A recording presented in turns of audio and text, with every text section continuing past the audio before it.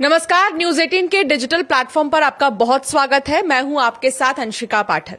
महिलाएं हर क्षेत्र में आगे बढ़ रही हैं और महिलाओं का नाम विश्व भर में मशहूर हो रहा है।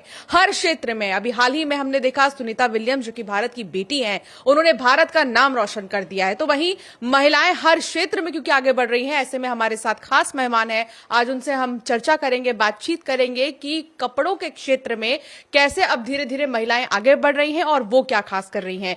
हमारे साथ मौजूद है माधुरी जाट, जो कि टेक्सटाइल स्टार्टअप कर रही हैं। उसके बारे में चर्चा करेंगे। बहुत स्वागत है माधुरी जी आपका। माधुरी जी, आप क्लोथिंग में, टेक्सटाइल में स्टार्टअप कर रही हैं। क्या है ये, क्यों इतना खास है, कुछ बताइए इसके बारे में।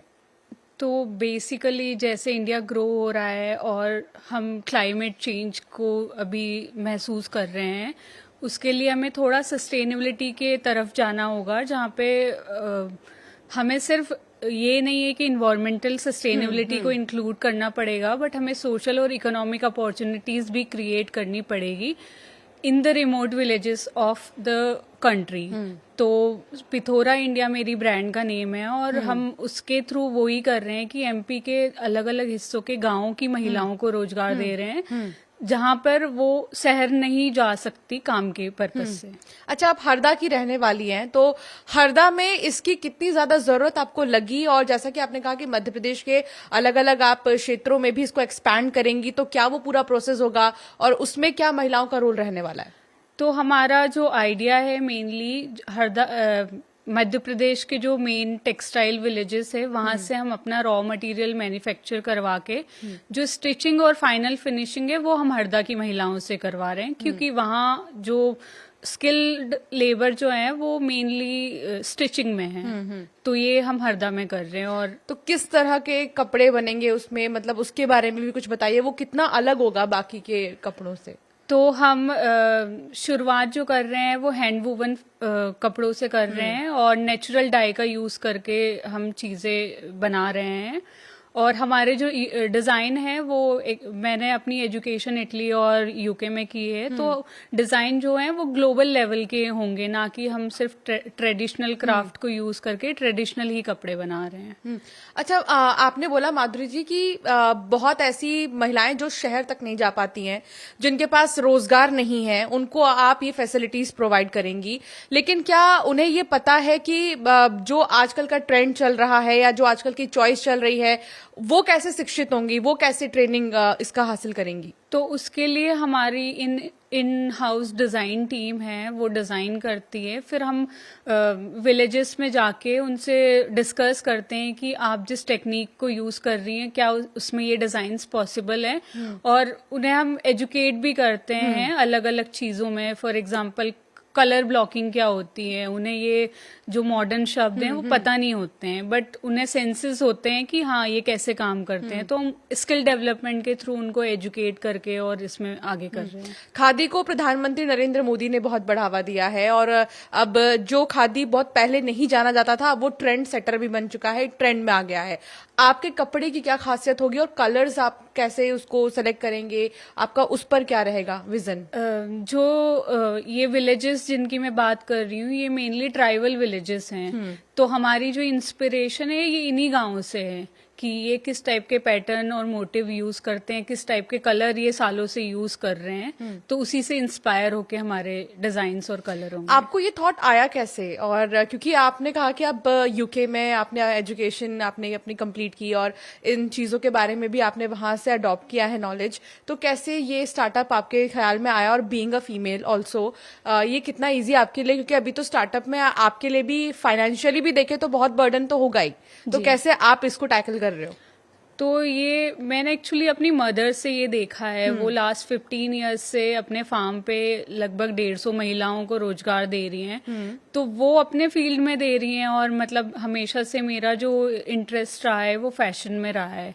तो जब मैं इटली में थी, अपनी थीसिस कर रही थी, उस टाइम पे मुझे था कि नहीं, मुझे वापस जाना है अपनी कंट्री में और वहाँ के लोगों को अपनी फील्ड से रिलेटेड कुछ काम में अपॉर्चुनिटीज देनी है। फैशन डिजाइनर जब ये वर्ड आता है तो ख्याल में आता है बहुत स्टाइलिश ड्रेस और बहुत मतलब बहुत सितारे, स्टार्स और इस तरह के जो आता है इमेजिनरी, वो हम देखते हैं।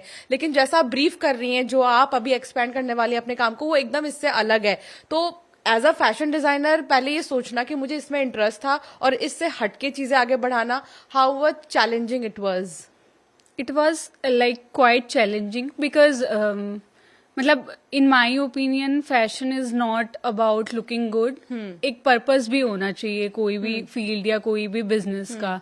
तो आई थिंक सस्टेनेबल क्लोथिंग के थ्रू मैं वो पर्पस फुलफिल कर सकती हूँ to give employment and social independence to the family support आपको कितना मिल रहा है इससे? मेरी फैमिली काफी सपोर्टिव है इस चीज क्योंकि आपने कहा कि आपकी मदर फार्मिंग में कई सारी महिलाओं को सिखा रही हैं. Farming and fashion designing is totally different देखा जाए तो उन्होंने ये नहीं कहा कि आप भी इस चीज में लग जाओ फार्मिंग में, या ये आपका अपना पर्सनल इंटरेस्ट था तो उन्होंने ओके किया?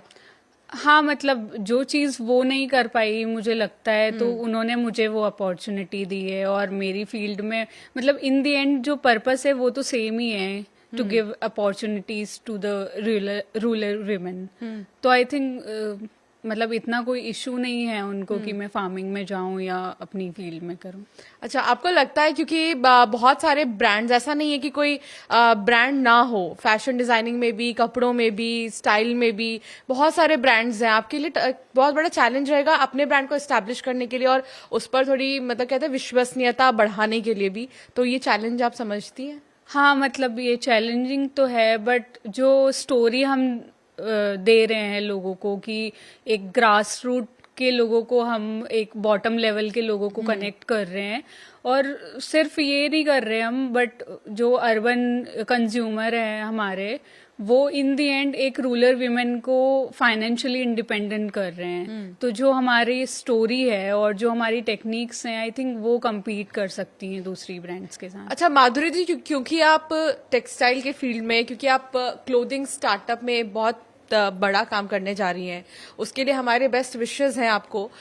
लेकिन इन सबके बीच आप यूके में रह के हरदा की लाइफस्टाइल को कैसे आप कंपेयर करती हैं? काफी अलग, काफी सोच अलग, बहुत सारी चीजें अलग. उस बीच में हरदा से भी आपको एस्टैब्लिश करना होगा इसे, तो क्या आपको लगता है हो पाएगा?